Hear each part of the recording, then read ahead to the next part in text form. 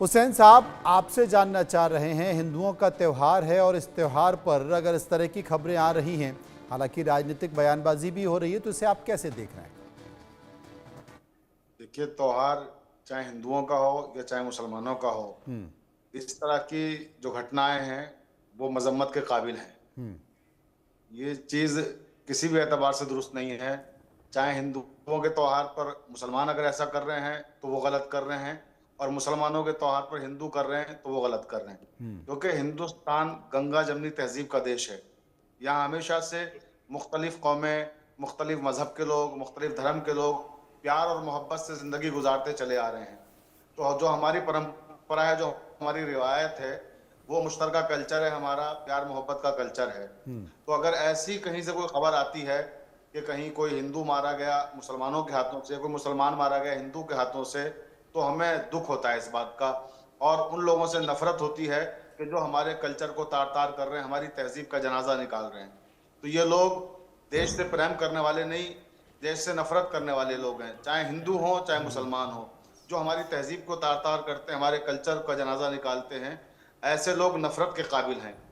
और ये वक्त वो है कि जब हमें मोहब्बतों के चिराग रोशन करना चाहिए, एक दूसरे के करीब आना चाहिए और प्रेम से सारे त्योहार मनाने चाहिए।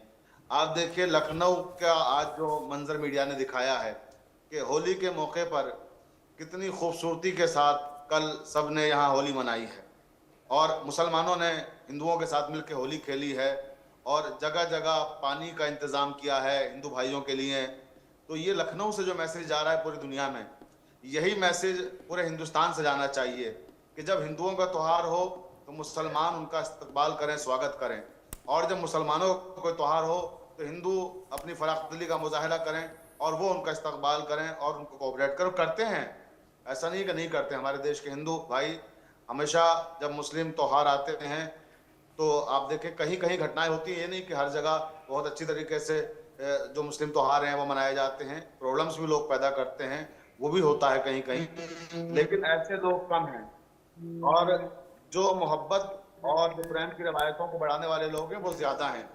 तो मैं यही आपके चैनल के माध्यम से इस वक्त कहना चाहता हूँ, जो नफरतों के सौदागर हैं इनको मात दें प्रेम के जरिए से, मोहब्बत के जरिए से, चाहे वो हिंदू हो और चाहे वो मुसलमान हो। एक बड़ा संकेत आपने दिया डॉक्टर मिर्जा शफीक हुसैन ने एक बड़ा संकेत दिया है। मेरे साथ स्वामी उपमन्यु हिंदू धर्मगुरु हैं।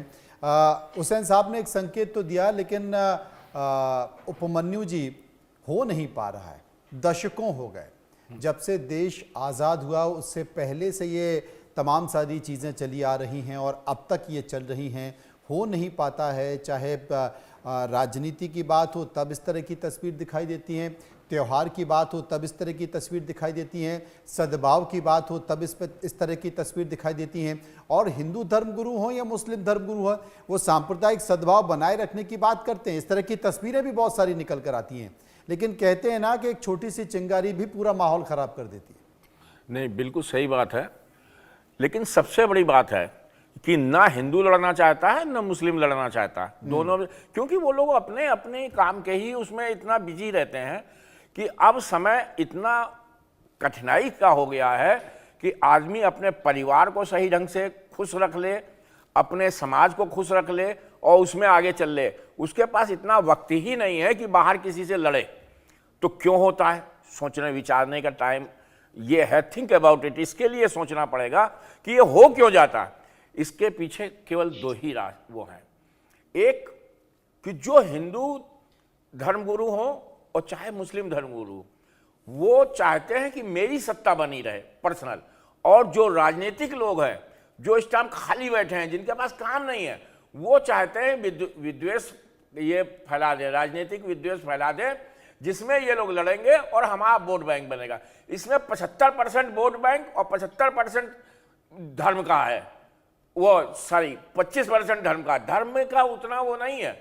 लेकिन वोट बैंक और वोट की, क्योंकि हारे हुए आदमी जो है उनके पास खाली टाइम है। इस टाइम कांग्रेस के पास, सपा के पास क्या है काम? लड़ाओ, केवल लड़ाते रहो और अपना वजूद हमेशा बनाते रहो। और वजूद बना रहेगा तो आगे इलेक्शन में उनको मौका मिल जाएगा। कभी हिंदू नहीं लड़ना चाहता जो सामाजिक आदमी है, कभी मुस्लिम नहीं लड़ना चाहता, जो समाज का है, ये इनको लड़ाने वाले, इनको आगे करने वाले, और लड़ना पड़ रहा उनको तो भुगतना पड़ता है, लड़ना ही नहीं भुगतना। दो ने पत्थर फेंक दिया तो फिर होने लगी चारों तरफ उधर ही पत्थर, इधर ही पत्थर, उधर। कभी भी आज तक मेरी याददाश्त में 70 वर्ष की आयु हो गई हमको, मुझको नहीं याद है कि किसी भी ईद के टाइम में, बकरीद के टाइम में कभी हिंदू ने पत्थर चलाए हों। झगड़े हुए हैं लेकिन पत्थर अपनी तरफ से नहीं चलाए होंगे, कहीं कुछ नहीं। विवाद हुआ होगा कि कहीं से रास्ता है, कम हो गया, ज्यादा हो गया वो, लेकिन एक भी पत्थर नहीं। और इन लोगों की मानसिकता क्या है कि उनको तो हर जगह पे पत्थरबाजी ही अच्छी लगती है, क्योंकि पत्थरबाजी में ये होता है कि उसमें कोई किसी तरीके का जो जिसको कहते हैं कि आरोप नहीं, जिसको न्याय के हिसाब से कोई मुकदमा नहीं सही ढंग से बढ़ता पत्थरबाजी की कि भाई हम उसमें पत्थर कर दी।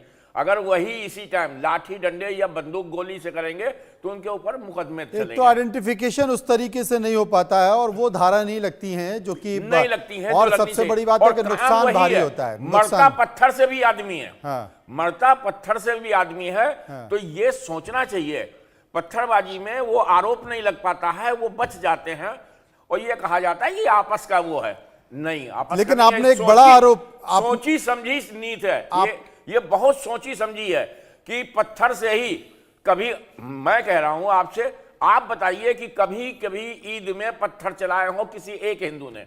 मेरी याददाश्त में 70 साल की आयु की याददाश्त में नहीं चलाए। विवाद हुए कि हम यहां से नहीं जाते। लेकिन एक बड़ा आरोप तो आपने लगा ही दिया, एक बड़ा आरोप तो आपने कांग्रेस पर भी लगा दिया, टीएमसी पर भी लगा दिया, सपा पर भी लगा दिया कि ये सिर्फ लड़वाने का काम करते हैं। तो अबू शर्मा कांग्रेस से मेरे साथ मौजूद हैं और टीएमसी से सुमित मल्होत्रा मेरे साथ मौजूद हैं। 75% सबसे पहले मैं अबू शर्मा के पास चलूंगा। अबू शर्मा साहब, क्या वाकई आप लड़वाने का काम कर रहे हैं जैसा कि हिंदू धर्मगुरु आरोप लगा रहे हैं? 75% लड़ाने का काम है इनका। नहीं, गुरुजी को नमन करते हुए मैं कहना चाहता हूं, जो अंधो धृतराष्ट्र मत बनिए, जो सच्चाई है। आप यूपीए सरकार में भी होली होता था, रमजान होता था, और उत्तर प्रदेश में भी कांग्रेस का शासन रहा। कभी भी राष्ट्रीय चैनल पर ऐसा डिबेट करना नहीं पड़ा। तो कौन लड़ा रहे, कौन काटोगे तो बांटोगे, बांटोगे तो काटोगे कर रहे हैं। इसलिए नहीं पड़ी जरूरत कि भाई उनका राज था। गुरुजी आपका बोलने का समय हो गया। नहीं, बोलने का टाइम नहीं। अगर गलत बात होगी तो टोकी जाएगी, टोकी जाएगी बिल्कुल। अगर गलत बात आपकी हमने, एक सेकंड, गलत बात अगर हमने आपकी नहीं, गलत बात आपकी स्वीकार कर ली, गलत बात स्वीकार कर ली, तो ये होगा कि हमने मान लिया। नहीं होता है गुरुजी, ये कैसा बात गुरुजी की नहीं है। आपसे कौन सीखेगा? आप किसी को बोलने तो दीजिए पहले। किसी का बोलने के टाइम नहीं, मैं आपसे प्यार से बात कर रहा हूँ, कोई विवाद नहीं है, प्यार से ये विचार रख रहे हैं। आप अपने विचार रख रहे हो, हम अपने विचार सुन लेते हैं। सुन लेते हैं अबू जी को, सुन लेते हैं। अबू जी बोलिए, आप बोलिए, बताइए बताइए, ठीक है, बात करिए। जो बंगाल का संस्कार है ना, अभी आप लोगों का डिबेट का जब फोन आया मेरे पास, मैं लोकल लीडर से पूछताछ किया। वहां हुआ क्या बंगाल के बारे में, हम बंगाल के संदर्भ में आपको बता रहा हूं। वहां हुआ, एक बावड़ी पारा है जहां बावड़ी लोगों के साथ कुछ मुस्लिमों का झड़प हो गया। ना इसका होली से कोई मतलब है। बंगाल में हम टीएमसी के खिलाफ है, हम हर रोज टीएमसी के खिलाफ लड़ रहे हैं, लेकिन जो सच्चाई है कांग्रेस उसको सामने रखेगा। या ये लड़ाई हिंदू मुस्लिम का नहीं है और ये लड़ाई होली के संबंधित भी नहीं है। लेकिन आप एक राष्ट्रीय चैनल में, आपका एडिटर से मैं पूछना चाहता हूं, आप पुख्ता जानकारी के आधार पर डिबेट करो। पूरा देश में क्या संदेश जा रहा है? जो बंगाल में हिंसा हो रहा है, बंगाल में हिंसा हो रहा है, ऐसा कुछ नहीं हुआ। जो आप बीरभूम का कहानी बोल रहे हैं, वहां ऐसा कुछ नहीं हुआ। अबू जी,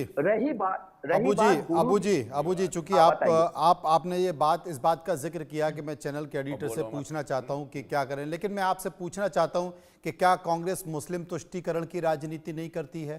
कि कांग्रेस मुस्लिम तुष्टीकरण की राजनीति आजादी के बाद से नहीं करती है? बताइए, आप जवाब दीजिए। कांग्रेस पार्टी हमेशा संविधान का लड़ाई लड़ रहे। कोई तुष्टीकरण नहीं, हिंदू ना मुस्लिम, हम संविधान का लड़ाई लड़ रहे। ये आरोप आप हमारे ऊपर लगाते रहिए, इस देश में अबू जी, पत्रकारिता में। अच्छा हाँ, मुझे बताइए संविधान में कहाँ लिखा है कि सरकारी ठेके मुस्लिमों को दिए जाए, उसके लिए उनका आरक्षण हो? कहाँ लिखा नहीं है? नहीं, ऐसा कुछ नहीं है। ये हिंदू मुस्लिम क्या होता है, हम तो यही अरे समझ में बताइए नहीं ना। आता है। आप लोग कहाँ से अरे लेके अबू जी आते हैं? जवाब दे दीजिए। मैं एक छोटी आप सी कहाँ बात, से लेके आते हैं? एक छोटी सी, कहाँ हुआ ऐसा? कुछ नहीं हुआ। एक छोटी आप सी बात सुनिए। पूछ रहा हूं कि क्या आप सुनिए ना। कहां पर लिखा हुआ है, कहां पर कहाँ? लिखा कहीं- हुआ है कहीं कि पर ऐसा सरकारी नहीं। ठेकों में कांग्रेस- 4% का आरक्षण मुस्लिमों को दिया जाएगा? कहीं लिखा है? कहीं पर ऐसा नहीं हुआ। ये सब हिंदू मुस्लिम छोड़ के कमाल कर रहे हैं हम आप, आपको कांग्रेस के बताना चाहता प्रवक्ता, हूं। और आप कह रहे हैं कि कहीं पर ऐसा नहीं हुआ है। आपको अपनी ही सरकारों की मेरा बात जानकारी सुनो नहीं है? ना। आप मेरा बात सुनो ना साहब। अगर बंगाल के प्रति आपका हमदर्दी है तो बंगाल का इतिहास देखिए। डॉक्टर विधान चंद्र राय, जो बंगाल का रूपोकार कहा जाता था, प्रफुल्ल सेन का ईमानदारी देखिए, और वो इतिहास आज का पीढ़ी के सामने रखिए। और सन 1977 में कांग्रेस पार्टी का शासन में हम लोग जो बंगाल को छोड़ के गया, उसके बाद आज बंगाल का क्या हालत है, उस हालत पर डिबेट कीजिए। अगर बंगाल के प्रति आपका हमदर्दी है, ये हिंदू मुस्लिम आरक्षण ये सब कोई मुद्दा नहीं है, और बंगाल में ये मुद्दा कभी सफल भी नहीं होगा। अबू जी, कतई सफल नहीं होगा। अबू जी, कतई सफल नहीं होगा। हिंदू मुस्लिम में हम कोई जवाब नहीं देंगे।